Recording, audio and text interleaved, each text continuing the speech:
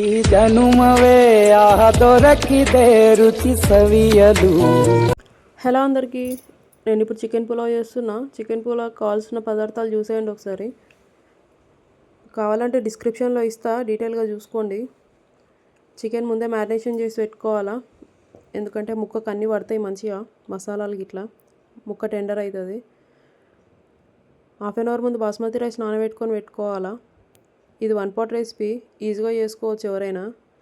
Pressure కుక్కర్లో వేస్తున్నా. ముందుగా కొంచెం బటర్ వేసుకోవాలి, తర్వాత ఆయిల్ వేసుకోవాలి. Butter oil వేడెక్కాల. బ్యాచిలర్స్ కూడా ఈజీగా చేసుకోవచ్చు, ఎందుకంటే మ్యారినేషన్ చేసేటప్పుడు కొంచెం ప్రాసెస్ ఉంటుంది, కానీ ఇది ఈజీ. ఒకదాని ఇంకొక వెజిటేబుల్స్ వేసేయడమే. ఆయిల్ బటర్ వేడెక్కాక ఆనియన్ వేసుకోవాలా. ఆనియన్, పచ్చిమిర్చి, కొత్తిమీర, కరివేపాకు వేసుకొని మంచిగా ఇవి మగ్గనివ్వాలి. ఆనియన్ బ్రౌన్ కలర్ వచ్చేదాకా వెయిట్ చేయాలా. ఆనియన్ బ్రౌన్ కలర్ వస్తే టేస్ట్ బాగుంటుంది, చికెన్ బిర్యానీలో వేసినట్టు. మసాలాలు గిట్ల ఏమయ్యా అందులో మ్యారినేషన్లో వేసేసినాం కదా, అందుకే ఇప్పుడు ఏం వేస్తలేను. ఎందుకు వేయలే అని మళ్ళీ డౌట్ పడారు.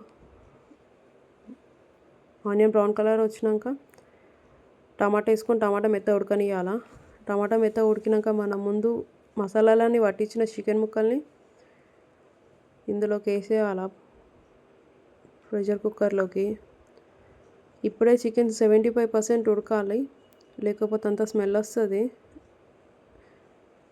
చికెన్ ఎట్లా ఉడికింది అని తెలుస్తుంది మరి అంటే, మీడియం టు లో ఫ్లేమ్లో అడ్జస్ట్ చేసుకుంటూ 15 minutes చికెన్ని మూత పెట్టేసి మెల్ల ఉడకనియాల. 15 minutes తర్వాత మూత తీసి చూసుకుంటే ఇలా ఆయిల్ పైకి తేలి ఉంటుంది. ఆయిల్ పైకి తేలిందంటే chicken ఉడికినట్టే 75%.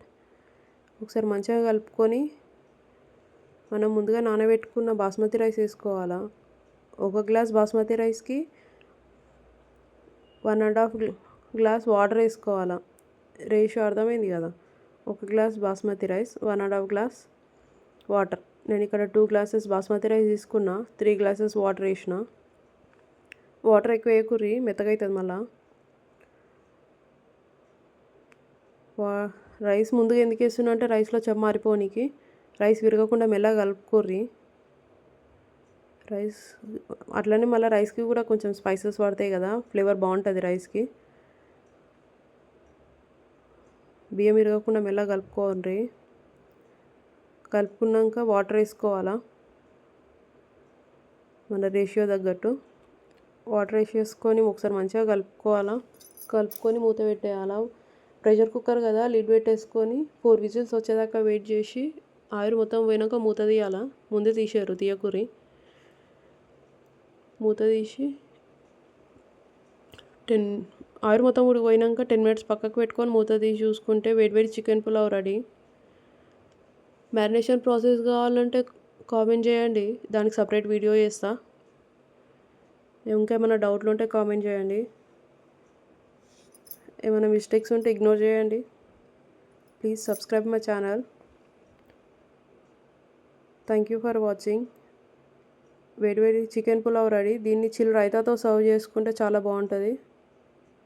Thank you for watching.